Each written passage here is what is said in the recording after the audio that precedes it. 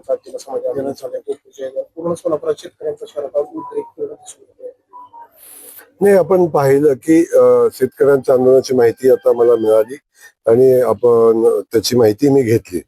कारण शेतकरी बांधवांनी जे आंदोलन केलंय या संदर्भातलं माझ्याकडे कुठलं निवेदन आलं नव्हतं, पण निवेदन आलं नाही म्हणून माझी जबाबदारी नाही अशातला विषय नाही. बिलकुल आमची जबाबदारी आहे. शेतकऱ्यांना बिल का मिळालं नाही याची तातडीने माहिती घ्यायला मी आता सांगितलेले आहे आणि लवकरात लवकर शेतकऱ्याच्या ऊसाचं बिल मिळालं पाहिजे. या संदर्भात काय करता येईल माननीय मुख्यमंत्री मोदयांशी चर्चा करून मी निर्णय घेईन.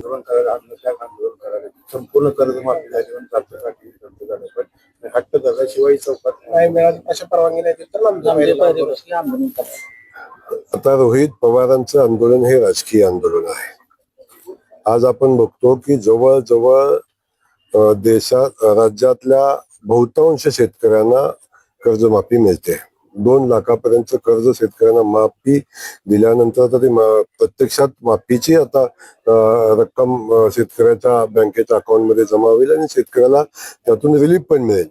पण असं असताना विनाकारण शेतकऱ्यांच्या मनामध्ये संभ्रम निर्माण करणं, शेतकऱ्यांना चुकीच्या दिशेने मार्गदर्शन करणं आणि त्यातून प्रसिद्धी मिळवण्याचा हा खेळ आहे. रोहितजींचा आपला इतिहास आपल्याला माहिती आहे काय की मूळ याच्याकडं म्हणजे जवळजवळ एवढी मोठी कर्जमाफी दिल्यानंतर सरकारचं अभिनंदन केलं पाहिजे का नाही केलं पाहिजे, ते न करता अगदी काय अडचणी असतील तर त्यात चर्चाही केली पाहिजे.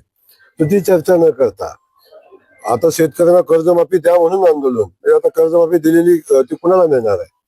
त्यामुळं आपण एकदा आपल्या गरिबांमध्ये झाकलं पाहिजे आणि बघितलं पाहिजे. आपल्याकडे 4 बोटं राहतात.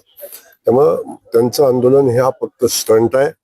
शेतकऱ्यांची कर्जमाफी माननीय मुख्यमंत्री महोदयांनी आमच्या सरकारनं केलेली आहे. त्याची प्रत्यक्ष अंमलबजावणी आता या महिनाअखेरीला चालू होते. त्यामुळं हा केवळ आणि केवळ प्रसिद्धीसाठी आणि शेतकऱ्यांच्या पुढं चुकीचं काहीतरी आहे हे भासवण्यासाठी त्यांनी केलेलं नौटंकी आहे.